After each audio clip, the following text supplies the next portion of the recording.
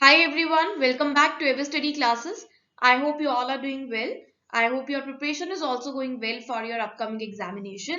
So guys, in today's session, we are going to discuss MCQs on economics, and of course it is relevant for every commerce and management aspirant either preparing for UGC NET or any other set examination.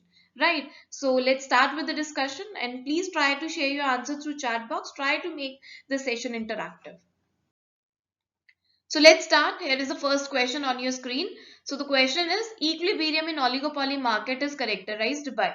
So the question is asking about the equilibrium position in case of oligopoly market, right? So the options are P. P means price. Price is greater than average cost. Price here refers to average revenue. I hope you know that average revenue is always equal to price. So either you use the term price or either you use the term average revenue. It is one and the same thing. And in fact, demand curve is also known as average revenue curve. So here examiner is just try to confuse the students actually. So just remember price refers to average revenue, right? So option A is price is greater than average cost and marginal revenue is equal to marginal cost. Option B, price is equal to marginal revenue and average cost is equal to marginal cost. Option C, price is less than marginal revenue and average cost is less than marginal cost. Option D, price is equal to average cost and marginal revenue is equal to marginal cost. So tell me guys, out of the given options, which option is correctly describing the equilibrium position of oligopoly market? Very good. Share your answers quickly. So the correct answer here is option D. The equilibrium level occurs where average revenue is equal to average cost and marginal revenue is equal to marginal cost. This is the actual optimum output level where firms try to operate, right? So option D is the correct answer here. Clear? Okay, now moving to the next question. Again, it is related to oligopoly market structure. So question here is about the key features of oligopolistic competition. You need to identify the correct feature of oligopolistic competition out of the given options. So options given here is option A, in case of oligopolistic competition, there is interdependence of sellers. Option B, there is emphasis on price competition. Option C, the demand curve is horizontal in case of oligopolistic competition. And option D is many small sellers are involved in case of oligopolistic competition. So tell me, which option here is correct? Which option is stating the correct feature of oligopoly?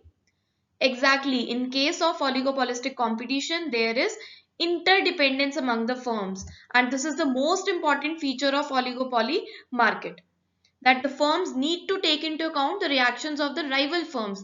There is interdependence among the firms. The firms can't act independently. They cannot act independently in the market. Firms in the market must take into account the likely reactions of their rivalries to make any change in the price, to make any change in the output, to make any change in form of any non-price competition, right? So option A here is the correct answer. Option B is not correct because oligopolistic competition, oligopoly firms avoid the price wars. In fact, they engaged in non-price competition. They emphasize on non-price competition. What is non-price competition? It is a situation where firms try to compete on the basis other than price. For example, they provide different offerings, different vouchers. They provide the offerings like buy one get one free to the customers. They provide samples to the customers. So if these types of offerings provided by the sellers to the customers, this referred to as non-price competition, and oligopolistic firms emphasize on non-price competition. They avoid in fact price wars, right? Next option is horizontal demand curve, which is again not correct because in case of oligopolistic competition there is a kink in the demand curve. There is an indeterminateness of demand curve because of interdependence among the firms. And option D is many small sellers involved in the oligopolistic competition, which is again not the correct option because few big sellers are involved in oligopolistic competition who provide homogeneous or sometimes differentiated products but close substitute products. Differentiated but close substitute products. Therefore, cross elasticity in case of oligopolistic competition is very high. So this is about the features of oligopolistic competition. I hope all the features are clear to you now. Now moving to the third question. Question is, if the price elasticity of demand for a product is equal to 0.5, then 10% decrease in price will. Option A, increase quantity demanded by 5%. Option B, increase quantity demanded by 0.5%. Option C, decrease quantity demanded by 5%. Option D, decrease quantity demanded by 0.5%. So very easy question related to elasticity of demand. You are given with the price elasticity of demand. You are given with the value of price elasticity of demand, that is 0.5, and you are also given with the change in price. There is decrease in price by 10%. So you need to tell by how much quantity demanded will change, by how much quantity demand will increase, or either it will decrease. So guys, this question can be solved by simply putting the formula of price elasticity of demand. What does price elasticity of demand tells us? It tells us how the quantity demand will respond with the change in price of a commodity, and it is calculated by dividing the percentage change in quantity demanded with the percentage change in price. Now we are given with the price elasticity of demand, that is 0.5, right? And we need to identify the percentage change in quantity demanded, and we are given with the percentage change in price, that is 10%. So by solving this, we'll get percentage change in quantity demanded is equal to 5%. In fact, there is an increase in quantity demanded by 5% because there is an inverse relationship between quantity demanded and price of the commodity, and in the question there is a decrease in the price by 10%. So ultimately, as there is a negative relationship between price and quantity demanded, so it will increase the quantity demanded by 5%. So option A here is the correct answer.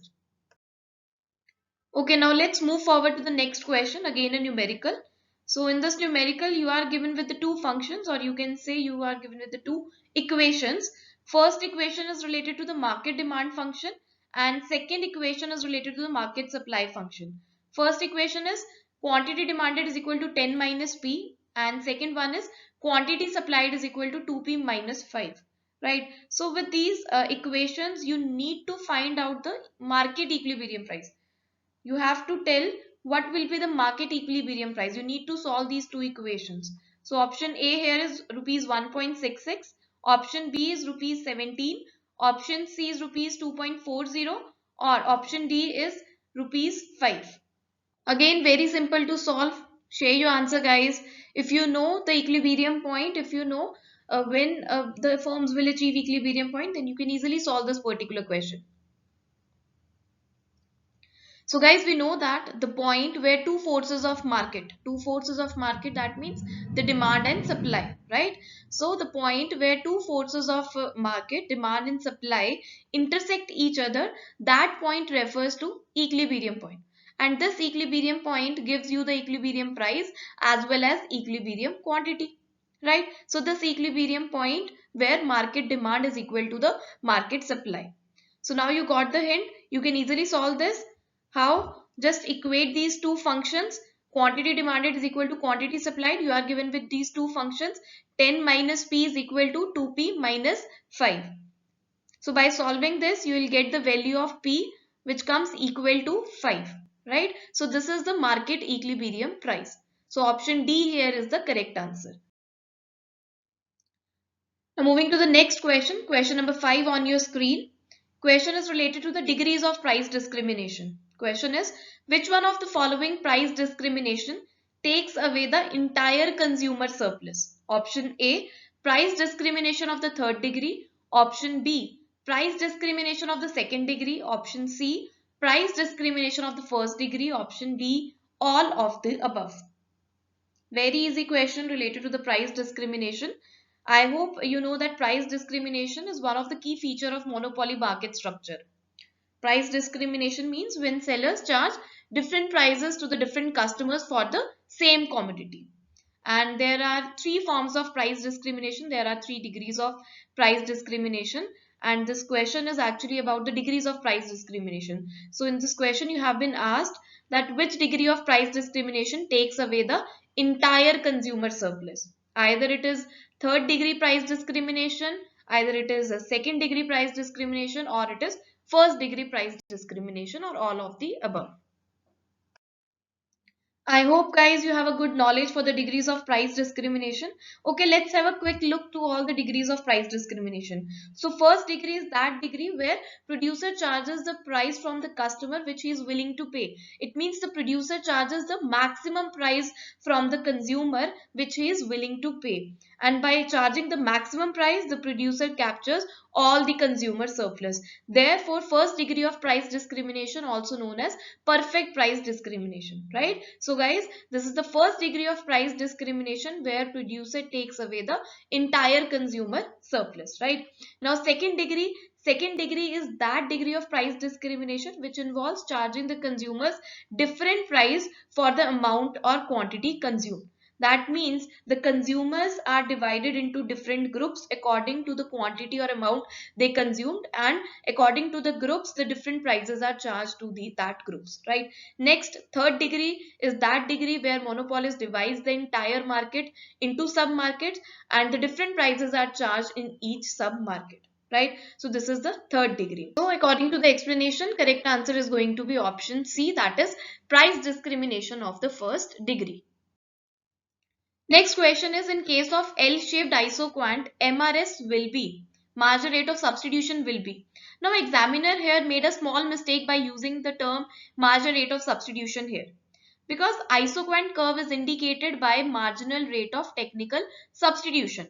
Though margin rate of substitution and margin rate of technical substitution conveys the same meaning, sacrificing one unit of commodity for the other. This is from the consumer point of view, and from the producer point of view, sacrificing one unit of input for the other input. But the accurate term here to be used is MRTS. In case of isoquant, MRTS is to be used, margin rate of technical substitution, because we use MRS for the slope of indifference curve, which is from the consumer point of view, and MRTS, margin rate of technical substitution, is used for the slope of isoquant, which is from the producer point of view. So you should be aware of all these such small things, right? So question we are talking about is related to the properties of isoquant. So in case of L-shaped isoquant, आपको बताना है margin rate of technical substitution will be option A positive, option B negative, option C equal to 0, option D none of these. Okay, so for this question, let's talk about the properties of isoquant. Before directly moving to the answer of this particular question, let's discuss the properties of isoquant. So first is, isoquants are convex to the origin due to the diminishing trend of marginal rate of technical substitution. What is marginal rate of technical substitution? It is the rate at which one input factor is substituted with the other to attain a given level of output. Next is, isoquants are negatively sloped, downward sloping from left to right. Then isoquants never touch either of the axes, do not touch x-axis or do not touch y-axis. Then higher isoquant represents the higher level of output. And last property is, the two isoquants curve never intersect each other and should not necessarily be, they should be parallel to each other, right?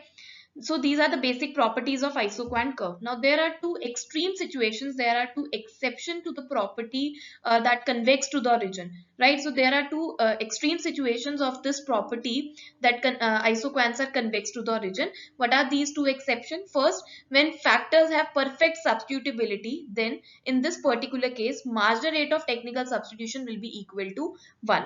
Right, and the slope has an angle of 45 degree with each axis. And when the factors are perfect complementary to each other, then in this particular case, isoquant is a right angled curve, because marginal rate of technical substitution here is equal to 0, and it is also known as Leontief isoquant. Now this question is asking about the L-shaped isoquant. That means when factors are perfect complementary to each other. In this particular case, marginal rate of technical substitution will be equal to 0. So in case of perfect complementary, the isoquant will be of L-shaped and marginal rate of technical substitution will be equal to 0. So correct answer is option C here. Okay, now next question, question number 7 on your screen. The price faced by a perfect competitor is rupees 5. Then its average revenue will be option A less than rupees 5, option B equal to rupees 5, option C more than rupees 5, option D data inadequate to determine. Very easy. You are given with the price that is faced by the perfect competitor. Perfect competitor, we know he is a price taker. And here you need to tell what will be the average revenue. I want correct answer for this question because we have just learned that average revenue is equal to price. So since in perfect competition, homogeneous goods are produced, sellers produce the homogeneous goods. That is why the price remains constant, price remains uniform. And we know that price is equal to average revenue. That is why average revenue remains constant. And by this, average revenue becomes equal to the marginal revenue also. Right? So in perfect competition, price is equal to average revenue is equal to marginal revenue. So the price given is rupees 5 here, and average revenue will also be equal to rupees 5. So correct answer will be option B here. Okay, next question, very simple. Market with only one buyer is called option A monopoly, option B monopoly, option C monopolistic competition, option D oligopoly. Very simple question related to types of market structure. You are given with four types: monopoly, monopoly, monopolistic competition, oligopoly. I hope you have a good knowledge about the types of market structure. Though in detail we study about monopoly, perfect competition, monopolistic and oligopoly, but you should know about other types also like monopoly, oligopoly, duopoly, right?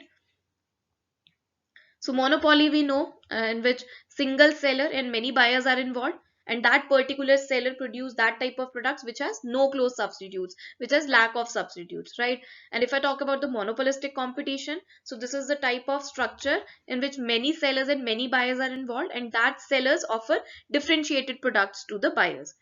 And then monopoly is that market which is characterized by single buyer, which is characterized by only one buyer of a product or service, right?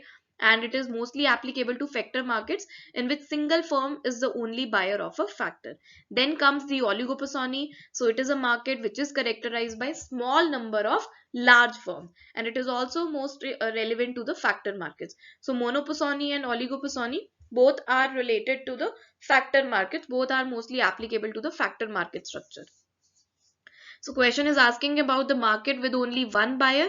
So this referred to as monopoly. So the correct answer here is option B. Next question, question number 9. When the price elasticity of demand of a good is greater than 1, then the expenditure on the good. Option A, increase with price fall. Option B, decline with price fall. Option C, rise with price rise. Option D, remain the same irrespective of price rise or fall. So this question is related to the very popular method of elasticity of demand, that is expenditure method.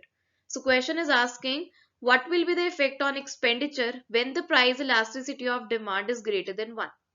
Either the expenditure increases with a fall in price. Option B, either the expenditure decline with a fall in price. Option C, either the expenditure will rise with a rise in price. Option D, expenditure will remain the same irrespective of the price rise or fall. Very simple question related to expenditure method. Expenditure method is also known as total outlay method, which was given by Professor Alfred Marshall. So tell me, what will be the correct answer here? Absolutely correct. Correct answer here is option A. When the price elasticity of demand is greater than 1, then expenditure on the method increases with the fall in price. So as I told you, this question is related to total outlay method, which is also known as expenditure method, and seller's total revenue method, which was given by Professor Alfred Marshall. So Professor Alfred Marshall under this method has given three propositions.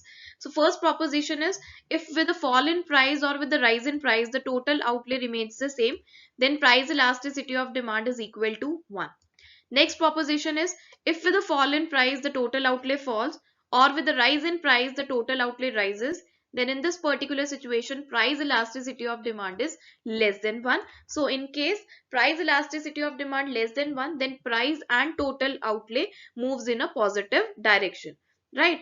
Next proposition is, if with the fall in price the total outlay rises, and with the rise in price the total outlay falls, then price elasticity of demand is greater than 1.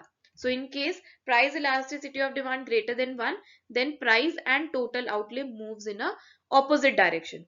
Now in this question you are given the price elasticity of demand greater than 1 and you are asked about the expenditure on the good will be. So the correct answer will be that which gives the opposite relationship between expenditure and price. So option A is giving the opposite relationship, that expenditure increases with the price falls. So this is the case when price elasticity of demand greater than 1. So correct answer is going to be option A here. Now coming to the last question of today's session. Question is, what is the price elasticity of demand when marginal revenue is equal to 0? So for this question, you need to recall the relationship between the concepts of revenue and elasticity of demand. Specifically, the relationship between marginal revenue and elasticity of demand. We have discussed this question in many sessions. So very simple to answer. Tell me what is going to be the correct answer here. So let's quickly look at the relationship between the marginal revenue and the elasticity of demand. So when the price elasticity of demand is greater than 1, then marginal revenue is positive and TR is increasing, right?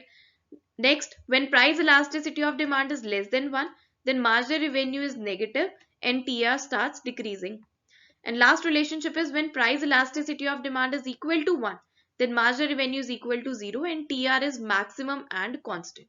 Now in this question you have been asked that marginal revenue is equal to 0, then what will be the price elasticity of demand? So when marginal revenue is equal to 0, then price elasticity of demand is equal to 1 and TR is maximum and constant in this particular case. So correct answer here is going to be option D, that is price elasticity of demand will be equal to 1. Okay guys, with this we have completed our discussion on MCQs of economics. I hope with this small session you have learned many new things and at the same time you enjoyed the session too. If yes, please do like, share and press the bell icon if you are new to the channel. And if you have any type of query, you can drop us a mail on hello@everstudy.in and you can also reach us via call or WhatsApp by this number. And for the PDF of this session and likely updates, you can join our Telegram channel. So with this, I am signing off. Bye bye, take care and all the best.